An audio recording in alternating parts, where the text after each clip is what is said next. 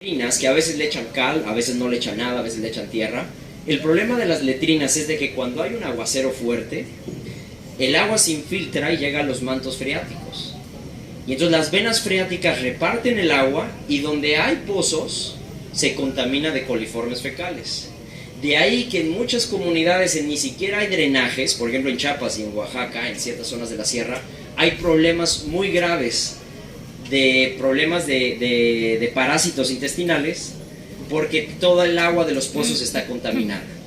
Entonces la letrina no es un baño seco compostero, la letrina es nada más cagarse en un hoyo y eso no soluciona el problema.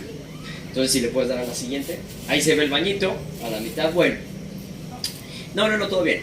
Entonces un poquito en el contexto y en el marco que les voy a hablar es el agua que está hablando el ingeniero, y esto es un poquito entenderlo en la situación del cambio climático y la catarsis que estamos viviendo.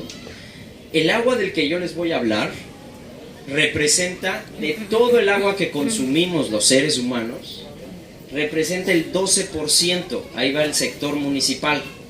Y entender que el agua en el mundo, ahí va en las gráficas, no es de que haya poca agua, es de que hay muy escasa agua dulce. Aproximadamente el 1% del agua que existe en la Tierra es dulce. Y de ese 1% es muy poca con la que nosotros nos abastecemos, como en el caso del agua de pozo, que aproximadamente es el 0.3%. Entonces resulta verdaderamente estúpido cagarnos en el 0.3 de todo el agua que existe, agua dulce en el mundo, que es el 0.3, decidir utilizar una enorme cantidad de energía para bombearla, llenar nuestros tinaquitos en nuestra casa y cagarnos en ella. Es de lo más absurdo que puede existir. Y una pregunta que hicieron es, bueno, ¿y qué tal si nos cagamos en agua salada? No soluciona el problema nuevamente. Ahora tenemos no solo agua con coliformes fecales fabuloso y demás, sino agua salada que no podemos regar nada. Y ahorita les voy a enseñar el problema de regar las cosas con aguas negras. Entonces nosotros vamos a hablar del 12% de agua que se utiliza para el sector municipal, nada más del 12%, pero el gran problema, el iceberg, si nosotros lo vemos, los problemas del agua en forma de un iceberg, estamos viendo la puntita del iceberg.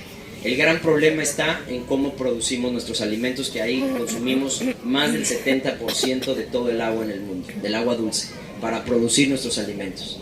Y entonces si hay aquí ecologistas, ambientalistas que están queriendo cambiar el tema del agua, es importante cuestionarse dónde se cagan, pero es más importante cuestionar lo que se ponen en la boca, cuestionar el alimento que comen. Y eso tiene que ver con una alimentación.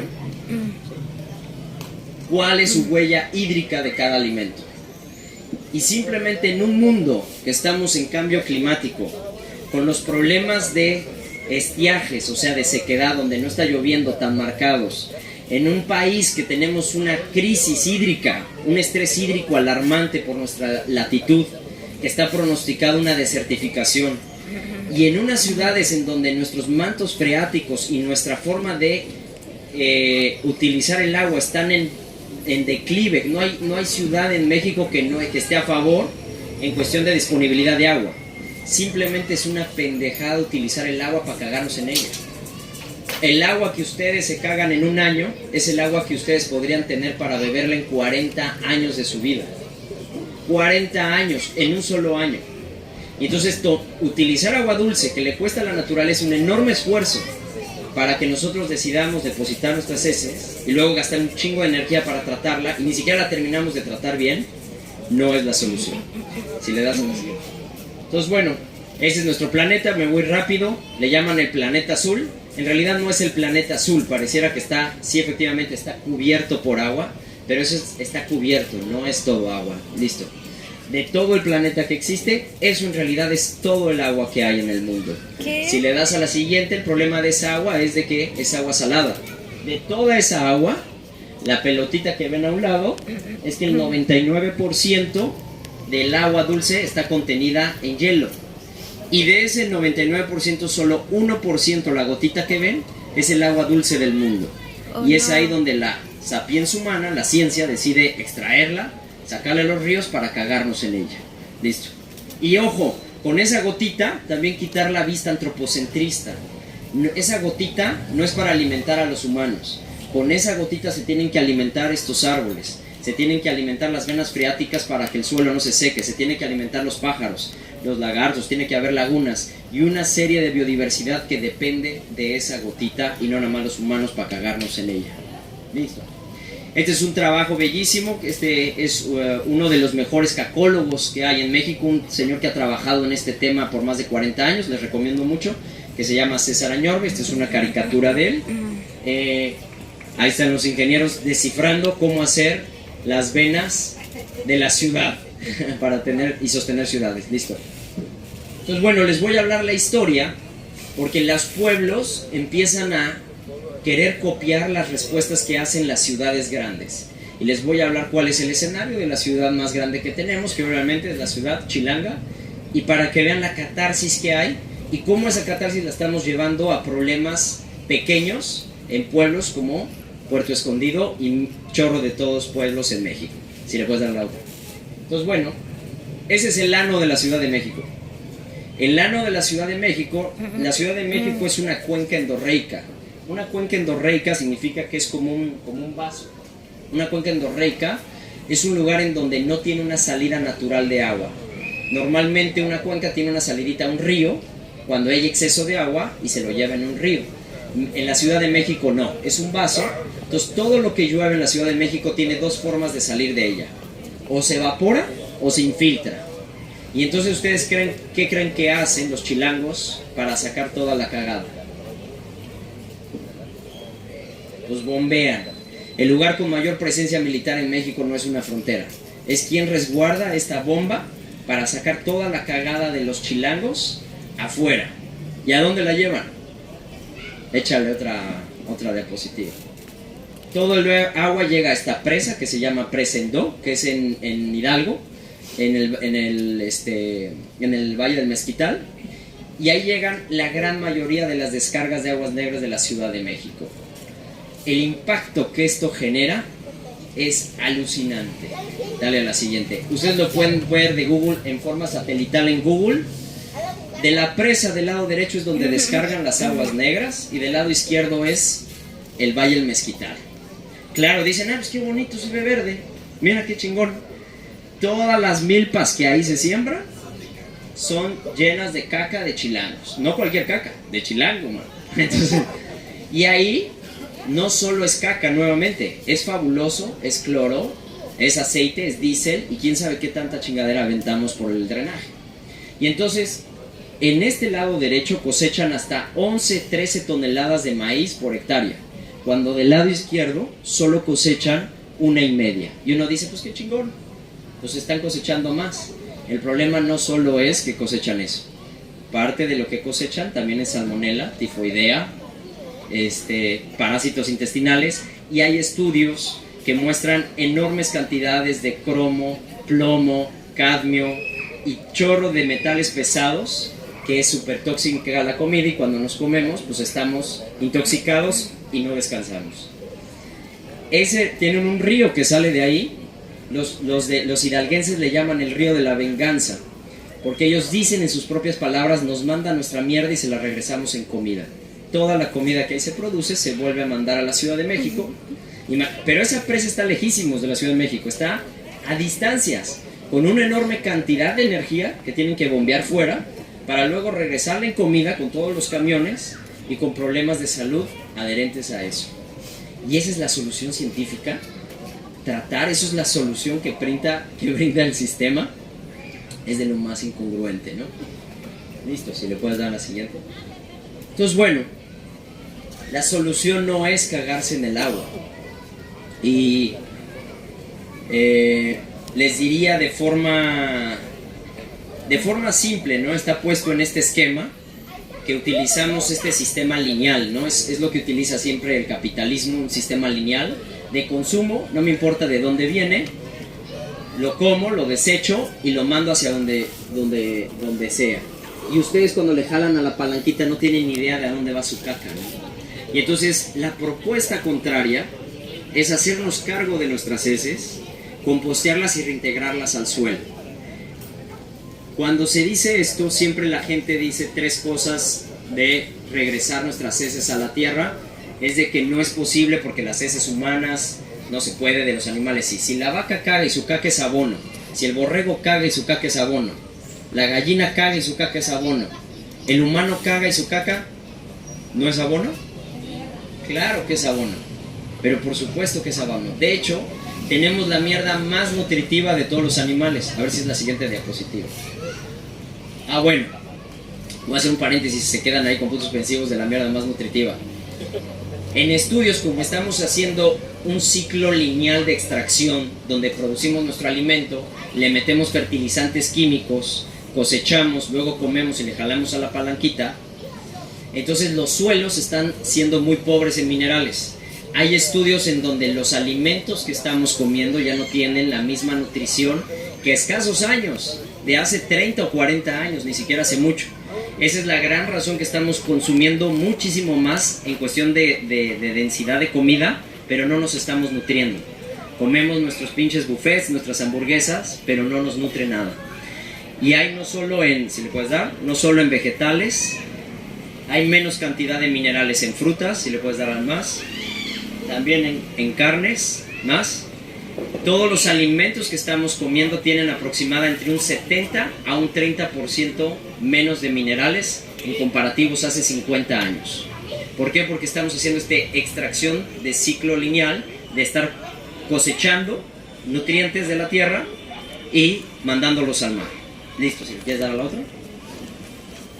Y entonces, como nuestro suelo se está quedando sin fertilidad porque estamos extrayendo nutrientes, se abre otro problema inmenso, que es ahora cómo fertilizamos la tierra para producir nuestros alimentos. Y la gran cagada científica nuevamente es producir fertilizantes sintéticos. Y ahí están miles de problemas que también conocemos o generamos de desertificar las tierras por utilizar este tipo de minerales sintéticos. Si le puedes dar la siguiente.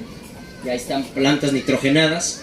Y tenemos, y se los dejo para investigación, que no voy a ahondar en el tema, una de las más grandes catarsis que vamos a ver en muy cortito tiempo no es cuando nos quedemos sin petróleo, sino nos vamos a quedar sin fósforo. Fósforo es un mineral que es crucial en la agricultura. Cualquiera, ahorita no sé si hay un campesino, pero cualquier campesino sabe que el fósforo es vital para producir alimento. Y el único lugar donde hay fósforo, casualmente, es en nuestros huesos. Nuestros huesos no son de calcio, son fosfatos de calcio. Es como si fueran dos moléculas de calcio con una de fósforo pegada como un pegamentito, lo que sirve al pegoste de nuestros huesos. Y como no somos una alcancía, también para describir esto, cuando nosotros nacemos con apenas 2-3 kilitos, y cuando nos morimos aproximadamente nos morimos con unos 80, bueno, quién sabe, 80, 100 kilitos, pero en el largo de nuestra vida, en total nosotros comimos 34 toneladas de comida, 34,000 kilos.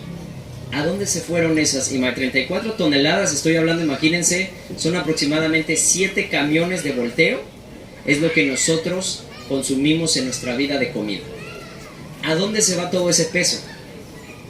Eso es lo que se le llama como el ciclaje de nutrientes, que yo como y no soy una alcancía que se me va quedando el calcio y se me va quedando el fósforo, sino cuando yo como el fósforo y el calcio lo utiliza mi cuerpo y la molécula de calcio y fósforo viejita, ¿a dónde se va? Pues la cago. Y por eso los abonos animales, los abonos de la vaca, del borrego y todo, son sumamente nutritivos para el suelo, porque está lleno de minerales y de bacterias. Entonces nosotros no somos una alcancía de minerales, sino nosotros somos un reciclaje de minerales. ¿Sí? Dale, siguiente. Y bueno, estamos quedando sin fósforo. Marruecos es de los países que más tienen fósforo. Y en el momento que nos quedemos sin fósforo, nos quedamos en este modelo de vida de extracción, nos quedamos sin fertilizar las tierras. Listo, la siguiente. Y bueno, la pregunta que siempre dicen, no, es que la cagada humana no se puede reintegrar al suelo.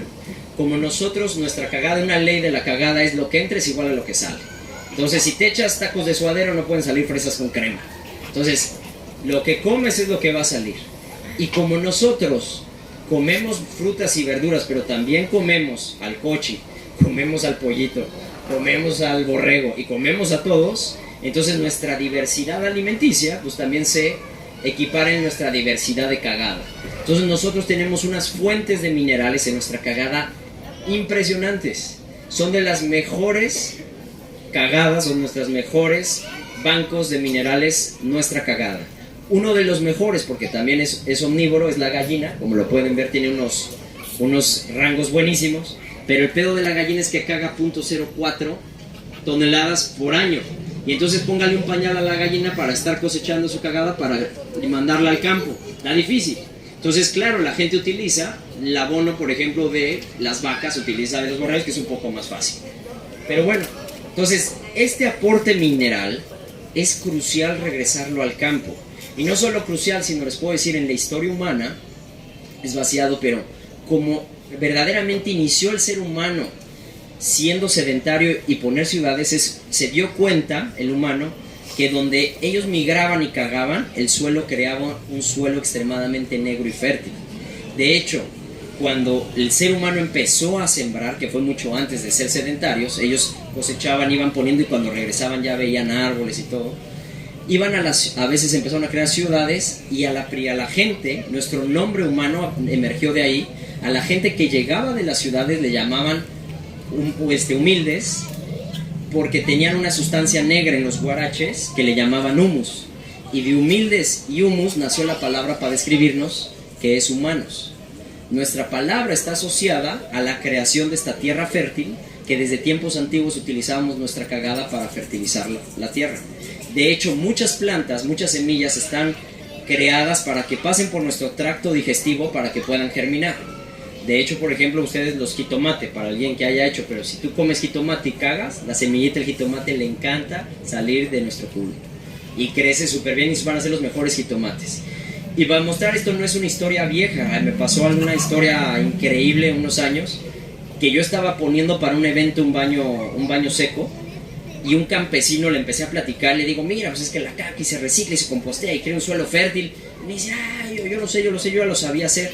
Le dije, ¿cómo que ya lo sabías hacer? Este campesino me contó que cuando él era chico, su papá lo llevaba a la Ciudad de México a trabajar, afuera de las pulquerías, y su chamba consistía en recolectar caca humana afuera de las pulquerías. Y me enseñó, se ponía un mecapal, se ponía una canasta, y ahí aprendí un doctorado de la caca. Me decía, mira, con un palito vas viendo las caquitas y tienen que estar, él no conocía la palabra al dente, pero me decía, tiene que estar al dente, porque si está muy fresquita no la levantas. Y si te pasaste ya está muy crunchy. Entonces él levantaba las cacas, las juntaba y con eso él la vendía a los huertos y a las milpas que producían jitomate, tomate, chile poblano en las afueras de México.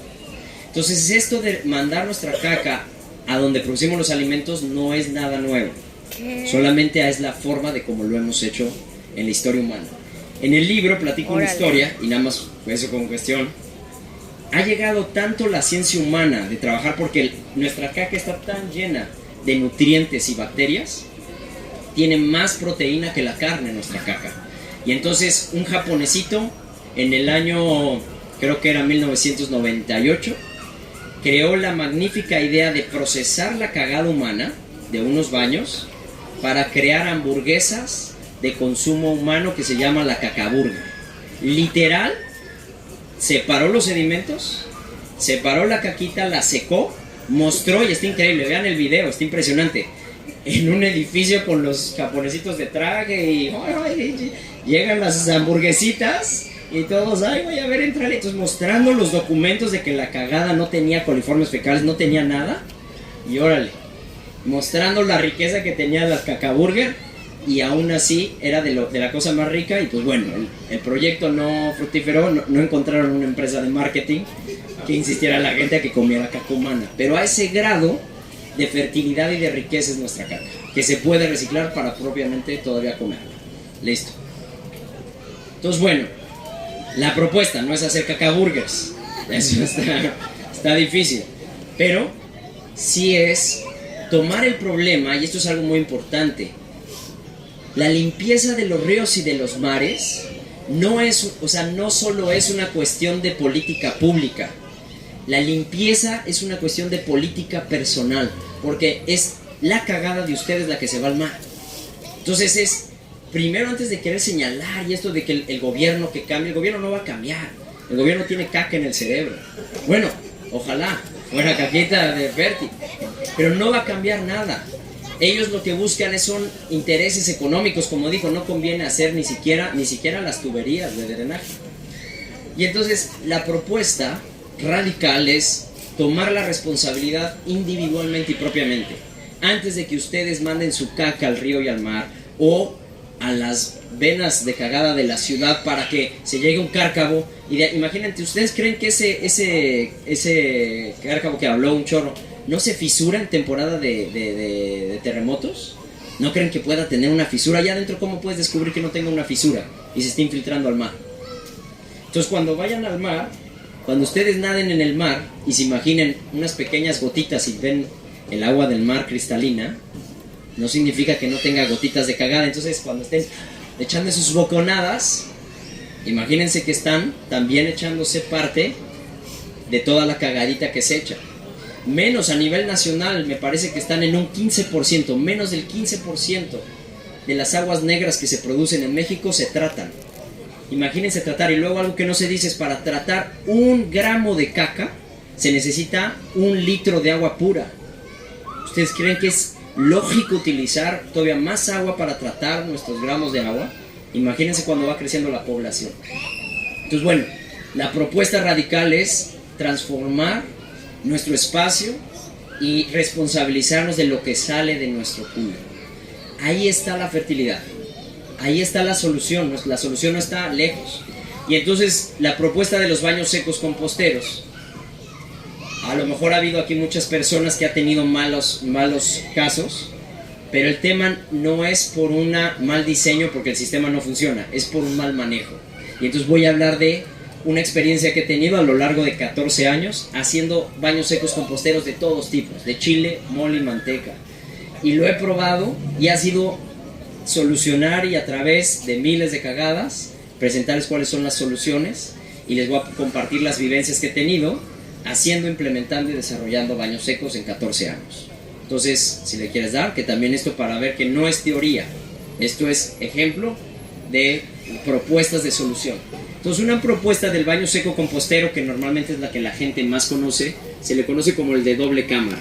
La doble cámara consiste en 2 depósitos, más o menos como de 1 metro cúbico, que ahí se depositan las cagadas, y si puedes darle a la siguiente, conforme se va llenando un depósito, más o menos debe de tardarse unos 4 o 6 meses. Al momento que se llena ese primer depósito de cagada, se tapa y se pasa al otro depósito. Obviamente ahí no va la orina se separa, y en el proceso de 6 a 8 meses, con la materia que nosotros vamos a tapar las heces, se empieza a degradar solita. Las heces tienen, lo que más tienen las heces, el 80% son bacterias. Es un mundo de bacterias, solita se degrada la cagada. Y es algo muy importante, la cagada no huele si nosotros la tapamos. Imagínense si ahí hay una cagada de un perro, al aire libre se va a oler. Pero si yo agarro una palada de tierra y la tapo, ¿ustedes creen que huele? No huele. Lo único que hay que hacer es tapar la mierda para que no huela, y utilizar una sustancia fértil para que se degrade más rápido. Ahorita voy a decir cuáles son las sustancias, las mejores sustratos. Entonces, bueno, se va degradando. Este es el de doble cámara. Es costoso este sistema porque tienes que hacer un cubículo, tienes que hacer una altura y media, y entonces es costoso en su construcción, pero es muy eficiente, y yo no lo recomiendo ojo. Y algo por lo que quise escribir este libro es porque yo encontraba manuales. Por ejemplo, hay manuales de doble cámara o hay manuales de una cámara, pero no hay un manual que explique cuál me conviene a mí como usuario, porque depende si yo soy una persona de mayor que tengo un problema de movilidad, o si tengo niñas y niños. Entonces depende de eso la decisión del tipo de diseño de baño seco que es conveniente para mí. Y entonces en este libro platico todas las opciones para que se tome la decisión. Yo no recomiendo este baño para espacios públicos. ¿Por qué? Porque hay una separación de las heces con la orina, y no sé por qué a la gente le encanta cagar en el depósito donde va la orina, y literalmente es un cagadero. O cuando echas tierrita se va tapando el depósito de la orina, y destaparlo es muy incómodo. Entonces yo no lo recomiendo en espacios públicos, pero sí para cosas privadas o gente mayor, porque no tienen que mover la cagada. Cuando en 6 meses se llenó el primer reservorio y se empieza a rellenar el otro, literal a los 6 meses, cuando abren la compuerta no ven ni un papel, no ven ni una cagada, no huele a nada, y ven una tierra fértil. Entonces la gente no es algo asqueroso maniobrar eso. Entonces lo recomiendo mucho para a veces gente mayor que no tiene que maniobrar. Ese es muy buen sistema. Listo.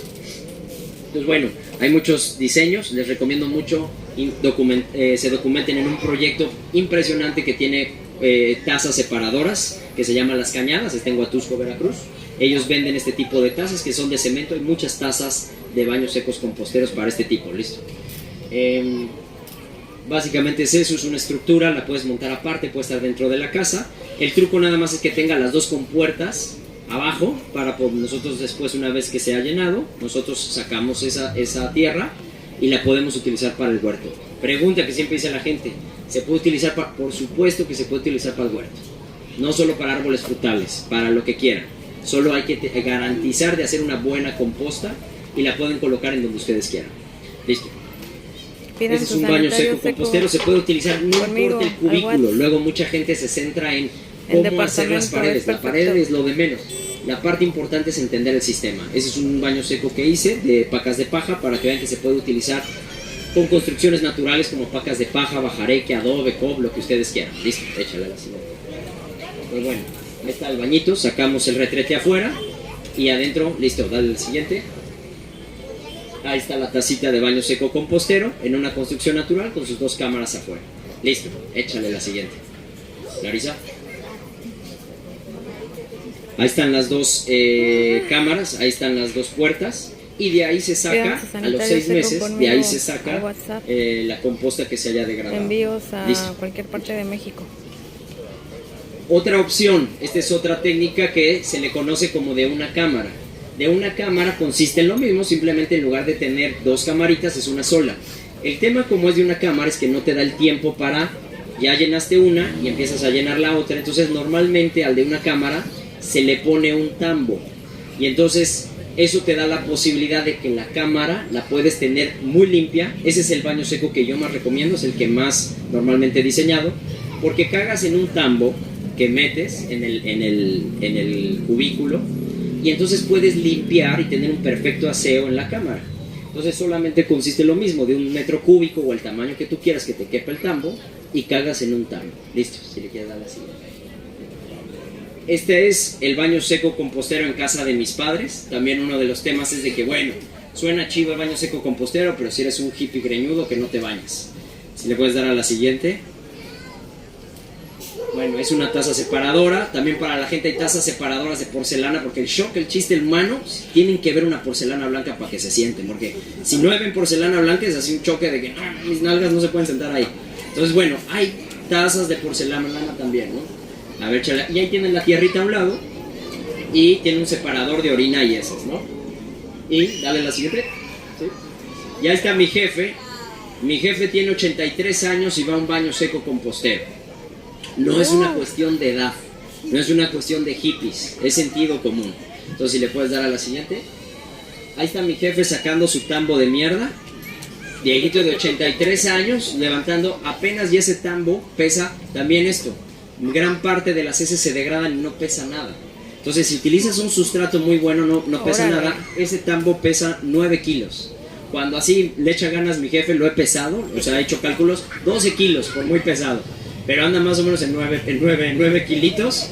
Y va sacando, y lo que necesita es un área externa para depositar las heces de ese tambo.